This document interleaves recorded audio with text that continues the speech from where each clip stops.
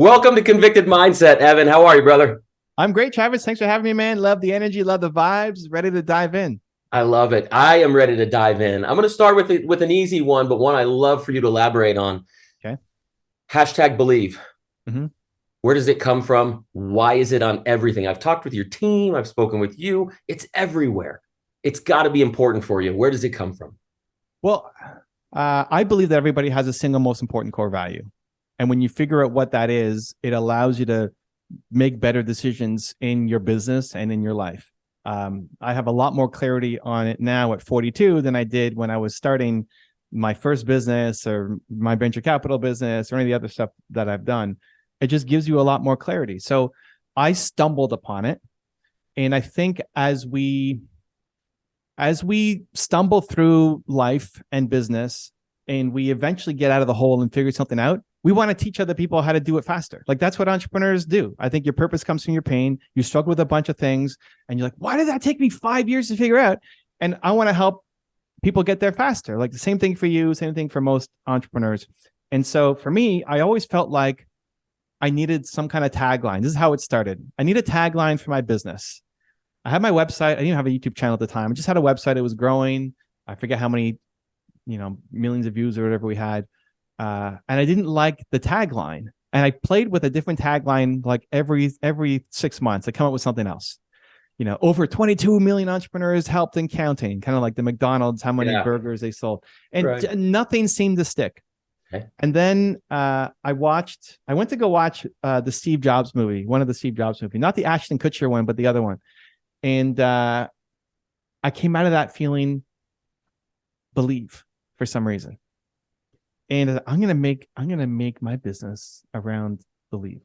And I made a list of different words that I thought I might want to stand for, and believe was on there, but it felt too big. Like, who am I to be the believe guy? Like, that's crazy. I'm just a guy. I'm an introverted guy in Toronto, Canada. Like, this is way beyond. And it's funny how we talk ourselves down from our big goals, right? It wasn't even like me telling somebody else and my friends or people from school telling me I suck. It was like me telling me it's too big. And so I tried to add more and believe in entrepreneurs or believe in, like, came up with a whole bunch of things the next day, and like nothing seemed to work. Like I didn't like it. And so on day 3 of thinking about this, I said, you know what, I'm just going to go with believe, and I'm going to do something. I didn't go all in on it. Like now it's everything. But the first thing was, I'm just going to write a newsletter to my email list about believe. And it ended up being the best newsletter we had ever sent out. In terms of responses and clicks and comments back. And even my sister said, hey, I actually read your newsletter this time. Wow. Which is like, a gut punch and love. The message that only like a sister could give. Like, well, what happened to my other ones? This is the only one you read. And then I made a video on my YouTube channel about believe. We were building that up. And my best video up until that time had 100,000 views in a year, which was great. Like I was so proud of it because I didn't have that many subscribers. Yeah. And then this video on Believe did 100,000 views in a month. So like way better. And now that video has like 2 million views, I think, on the channel. And everything I did around Believe just did better. Yeah. And it's not that Believe is the magic word. It's just the magic word for me. Yeah. So we create content around Believe. We hire people around Believe. The message, like all my content is at least Believe inspired. So it's always positive, we hope. So it's not the top 10 stupidest things that Kanye West has said. It's lessons for success that you can learn from somebody. I think if I went negative, it actually would have grown a lot faster. Like people would love to watch top 10 stupidest things Kanye West has said.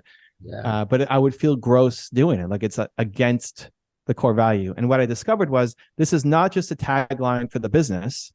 It's more for me. Like, who am I, Evan Carmichael, that then I bring to the business? So the company reflects my core value. And again, that was 5 years in the making that we condensed into 5 minutes. But anybody can go through that process now and get there as well for themselves. And everybody's core value is just as powerful as mine. People just don't know what it is and they haven't gone in on it. Love that. Thanks for sharing that. You said something that I totally resonate with. You said your purpose comes from your pain. So how do I tell my story without worrying about the judgment from the other people that are going to talk about my pain as though they don't know it? How do I talk about that authentically? Yeah, well, there's 2 groups of people that we're worried about. One is our friends and our family, people who know you. And is that your wife? Is that your parents? Is that your kids? Is that your high school classmates? Is that, like who specifically are we worried about? And then it's also just complete strangers, who might see you, and we're worried about some anonymous comment on YouTube or Twitter or whatever. And somebody says, Travis, you're an idiot. It's like this random person with no official name or picture now all of a sudden like impacts us. So what I do is a couple of things. First off, I hopefully try to never tell a story that throws somebody else under the bus. Right. So in your journey, in whatever pain you went through, maybe your parents were involved, maybe, like somebody specific was involved. I'll often change names or change the relationship or change the gender of somebody, because the person doesn't matter. It's more what happened to you. And so I will never say like, my mom did this. Like, I don't know. It just feels, some people are fine. Like, yeah, my mom was a terrible human and I never want to, I'm fine saying that. Right. Like I love my mom. I would never say that. Was she perfect? No. But first step is being conscious of not throwing anybody else around you under the bus unless you actually want to.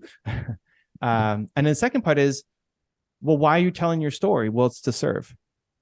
Because if you're silent about whatever you struggled with, you're perpetuating the silence. Like anybody else who struggled with the same thing, they're also silent. But if they see you step up and say, I have this thing, I struggled with this. Because we all look perfect on Instagram, right? Like you're off living your best life and doing whatever you're doing. Like, oh, look at how great my life is. Cool. And meanwhile, like most people go home and cry when they look at themselves in the mirror. Right. So the fact that you're willing to share things about yourself and where you came from, it, one, connects people to you, and two, helps them feel like hope is possible, that they're not alone. Now, finally, somebody is speaking out and they belong. Like they're not this weird duck all by themselves on an island somewhere. Like now I have Travis to be able to listen to. And that thing, the service mindset, makes me do difficult things because I'm introverted. I don't like the camera. I don't like the spotlight. I'm totally fine just being by myself in my office. Like, as long as I have my wife, like it's great. Right. I love my life. But like I want to have an impact. And unless I share the story and get it out there, like I wouldn't have done a podcast like this 10 years ago. Like, why does Travis want to talk to me? No. I don't want to do that. Forget it. Really? Yeah. So I got to be, well, no, it's about service because Travis has an audience. Yeah. And I'd be more afraid that I would disappoint you and your audience. Like, what if Travis asked me a question that I don't know how to answer? I read that about you. Yeah. That really plagues you, huh? The disappointing others. I think whatever plagues us could always plagues us. We're just capable of slaying bigger dragons. So like, I'm not as concerned about coming on a show and doing a Zoom podcast from my office and helping people. That's now it's turned into fun, but disappointing somebody is still my number one fear. Yeah. It's just on a bigger stage, right? So if I'm going to go speak on a stage and there's 5,000 people there, I'm afraid that I'm going to get on stage and disappoint somebody. Wow, man, I love that. I love the authenticity. Okay, we've got the gumption to tell the story. We're in the mindset to serve. Is there anything else that we should be doing to build the brand loyalty and brand awareness? Or is it just continue the path forward? Yeah, I mean, I think, so what is a brand? I think a brand is an emotion. So what's the emotion that you want to put out? So for me, again, is believe, right? So like we have to be, people don't have a lot of attention and they don't have a lot of memory. Like, so we have to be clear on what you want them to remember about you. What is it? Like, who is Travis? Is he the convicted guy? Is he the mindset guy? Is he the biography is not your destiny guy? Like what is Travis? Because if you make it easy for people to share your message, then guess what? They're going to share your message. If they're just going to say, yeah, I don't know, I like Travis, he's great, you should listen to his podcast, there's not as much there. So they're feeling something, but they can't label it because you haven't helped them put language to it. Okay. But if it was, no, if you want to like fix your mindset, you want to have the convicted mind. I mean, obviously that's the name of the show. Yeah. You want to have more conviction. Travis is your guy. And then everything is through the lens of conviction, or everything is through the lens of destiny, or everything is through the lens of mindset. You're the mindset guy. Then it becomes easier for people to share the message. And of course you have to keep going. Like you have to keep creating content. You have to keep making, you have to keep sharing. Yes. But where a lot of people struggle is that's one of the things that helped my channel really start to grow is once we got clear on What do I stand for? Evan Carmichael as a human, but then I want to bring to the world.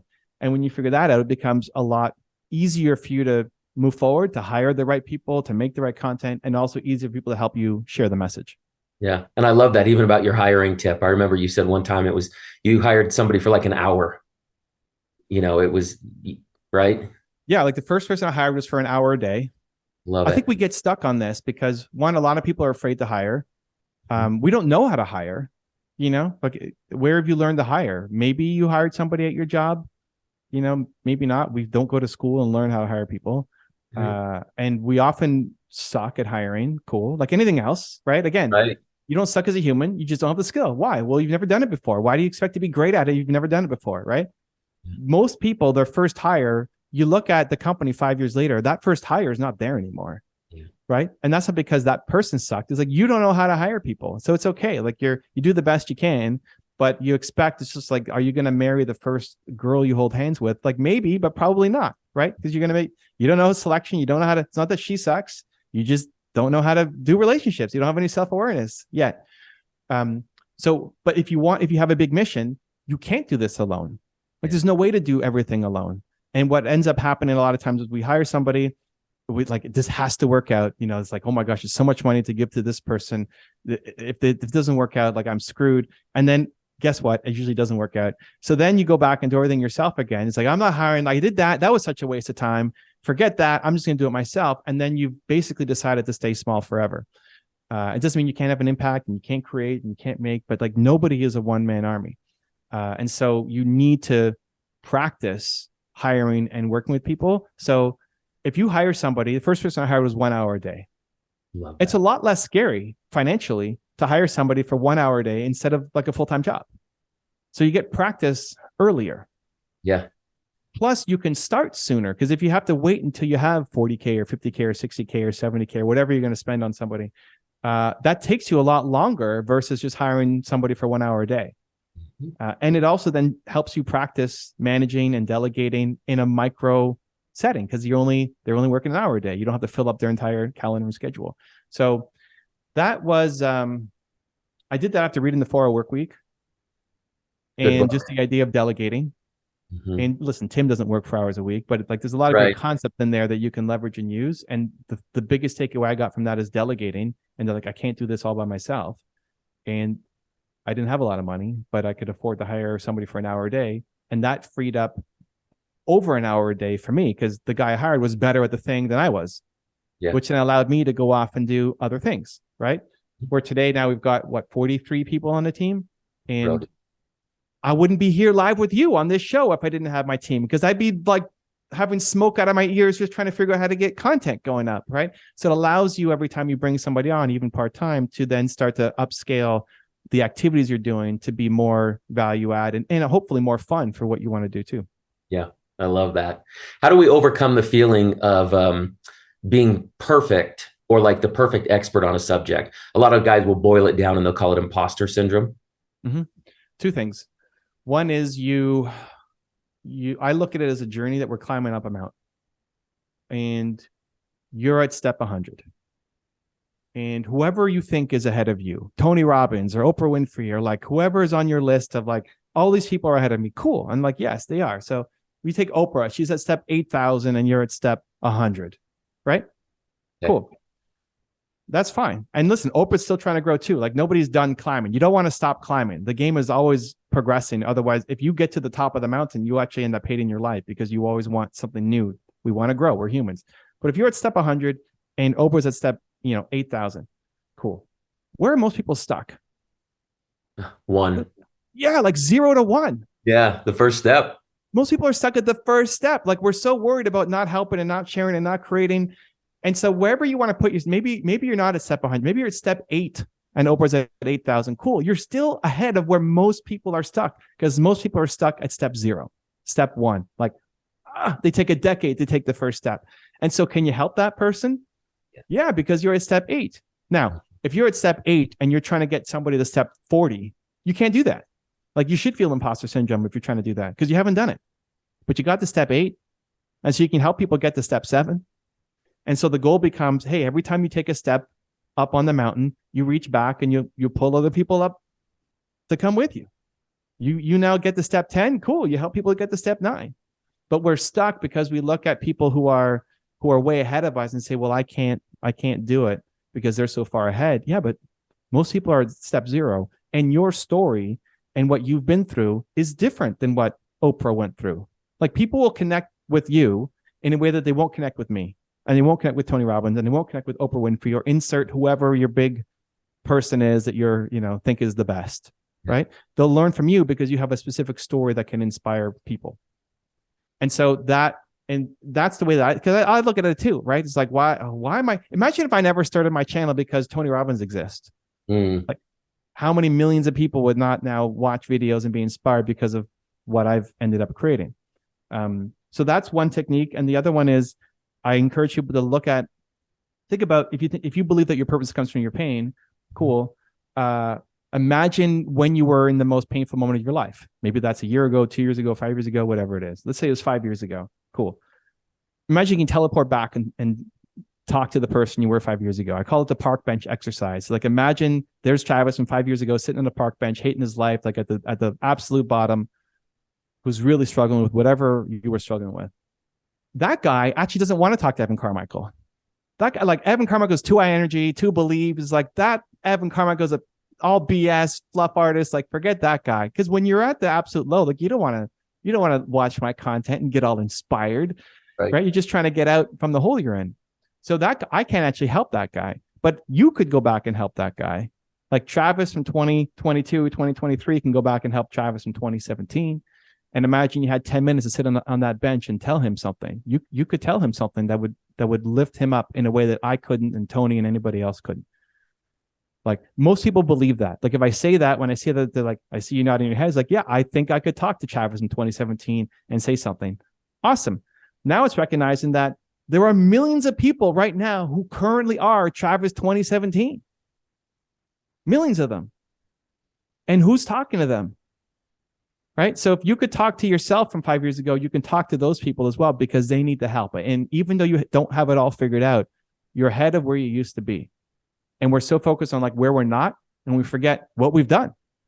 Because Travis now is an inspiration to Travis from 2017. Like, what you've done over the past 5-10 years, if you go back 10 years, like, there's no way you're doing the stuff that you're doing now.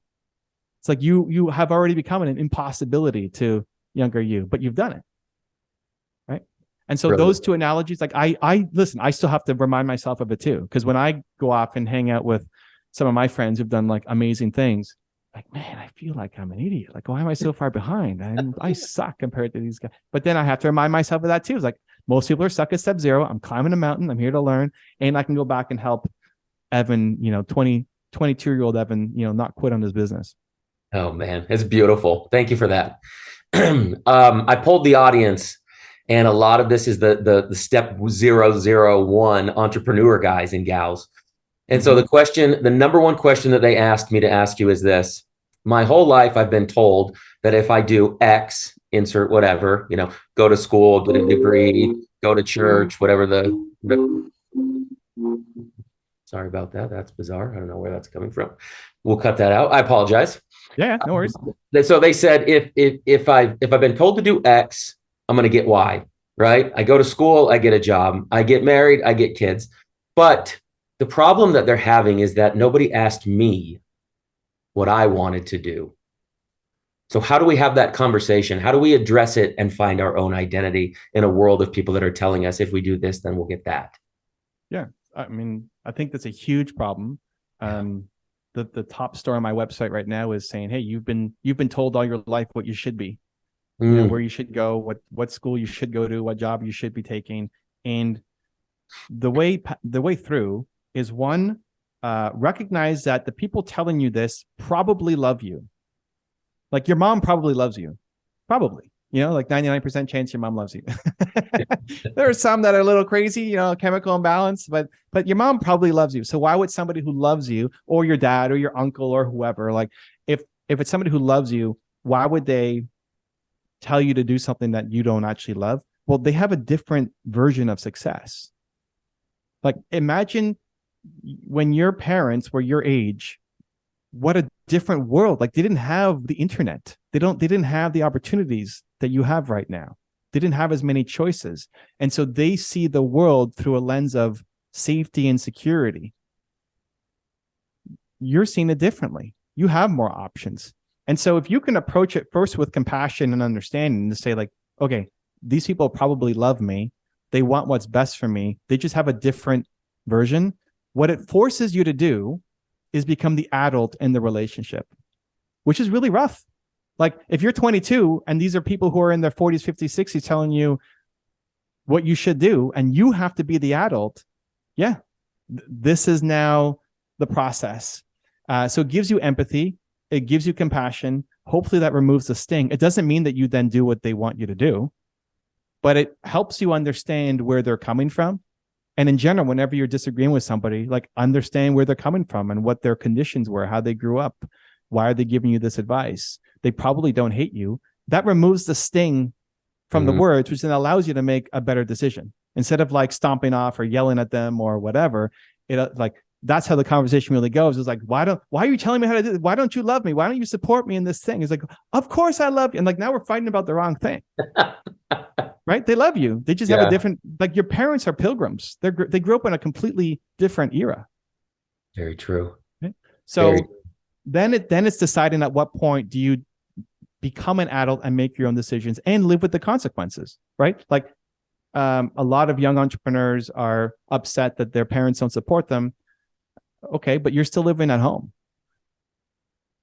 Like you're on their payroll. Are you going to move out? Are you going to move out? Like they're hired you. Like they're paying for everything for you. So don't be upset that they don't want to pay for your thing to go build your business. Are you going to move out? Like at what point do you become an adult and live your version of your life? Is it 16? Is it 18? Is it 22? Is it 42? Like, are you going to be 50 and still doing the things that your parents want you to do and still living at home? Like at some point you have to figure it out, but you have to accept the responsibility for what happens. You want to go be an entrepreneur? Cool. Your parents will support you. Okay. Are you going to move out and go do this thing? Like you can't just blame these people for not supporting you. So it's the hug and the push. The hug is, hey, they love me. It's out of compassion. They want me to succeed. They just have a different definition of success. But then the push is you can't just blame other people. You have to accept responsibility for where you're at. So maybe that means you have to move out. Maybe that means you have to take a job. You're going to drop out of school. Maybe you have to take a job to support yourself to then launch your business. Great perspective. Great perspective. And on that parenting tip, we're right up against our time here. I have 4 little ones, 3 little girls, and my 7-year-old Kennedy has the world by the tail. She's an entrepreneur. She's a door knocker. She's got a dog walking business and a bakery, and she is just an energetic little entrepreneur. Talk to her and the rest of these folks at step 1 about going for your dreams, and inevitably when you fail, how do we talk to ourselves about that failure? So the first step is, I think, especially for kids of entrepreneurs, you don't have to be an entrepreneur. Right? So it's great that it was a Kennedy.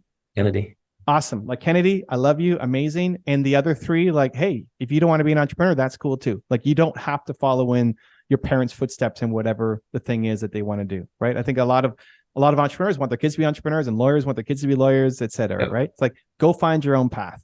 And maybe that's entrepreneurship. I think everybody should try entrepreneurship, just like everybody should try sushi before you say your favorite food is pizza. Like it's worth trying to see if you like it. The next is whoever inspires you, be surrounded by it constantly. So, for Kennedy, luckily she has her dad who's inspiring himself and has entrepreneurs around him and guests on the show and learn. Like, maybe Kennedy asked a guest the next question and have her be a part of it, right? Whoever if she looks up to Mr. Beast, or she looks up to Beyonce, or she looks up to whoever, like be around those people, watch their YouTube videos, have their posters on your wall, read their books. I don't know at 7 how much she's like diving into biography. Loves to read. Perfect. It's like, be around it. And then for the other 3 as well, like go chase, you want to be a scientist, you want to be a lawyer, you want to be a doctor, like same thing.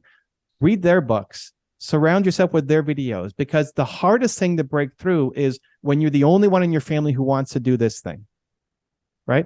Kennedy actually, I think, has it easy compared to the other three because you've paved the way. She may not do this and a podcast and a show, but you're an entrepreneur. So she's got lots of role models. And even the guests you have on could be role models for her as well. It's the other three who might want to do something completely different. I want to go work at the United Nations. Cool. Who's ever done that in the Richey family? Like nobody, maybe. I don't know. Maybe your whole family's in the UN. I don't know. So how do you inspire them to live their dreams and feel like that's possible? Like my son doesn't want to be an entrepreneur. He wants to be, he loves Broadway and acting. And my biggest fear was like, either I'm going to, because I think entrepreneurs are going to change the world, right? Like I don't want to like force him to be an entrepreneur or a YouTuber or whatever. And I may not have an interest in what like he cares about. And I don't care about Broadway. Like it's just not fun for me. I don't like it. But he likes it. So we went to New York and we watched Hamilton together. And, it's his favorite play or favorite production. And so I try to appreciate the actors who are on stage and like how much I basically treat them like entrepreneurs. Like, man, they had to dedicate themselves to learning these lines and practicing and like really dedicating to the performance as opposed to the actual show. Cause I don't really care about Broadway, but I go for him and try to put him in that world to inspire him. So your dreams are absolutely possible. Like you can do anything you want. You just can't do everything. So like, what do you want to do? And then surround yourself with videos, with Instagram accounts that you follow, with YouTube channels that you subscribe to. Like be around that constantly because your environment helps you feel like hope is possible, that you don't have to stay in whatever the family business is or career path is. And that's for everybody. And luckily we're in an era where it's all possible now. Like doctors are making content, lawyers are making content, scientists are making content, mathematicians are making content, astronauts are making content. Like whatever you want to be, you could be the first person in your family. Entrepreneurs are definitely making content, but you could break the family tradition and go do something completely different and be surrounded by that because there's so much content available out there. So just be really conscious at whatever age. This also applies to 42-year-olds like me, of like, what do you feed into your mind? And when you're around that consistently, that's who you will become. Yeah. Your mind is definitely a garden. I love it. I appreciate you so much. You're definitely out of time and I respect your time immensely. So #believe. You've inspired us. Continue to do so, brother. Continued success. Thank you. Thank you. Thank you. Thanks, Travis. Appreciate you, man. How many episodes have you done on this show? We have about 560,000 subscribers, and this is episode, let's call it 300. Got it. When you hit 500, let's do round 2. I would love that. Love that. When you're getting close, tell my assistant, hey, Evan promised me 500, and I'll be your 500th episode. We'll do round 2. I love it. You're the man. Thank you so much. Appreciate you, Travis. Pleasure. Likewise. Take care. Bye.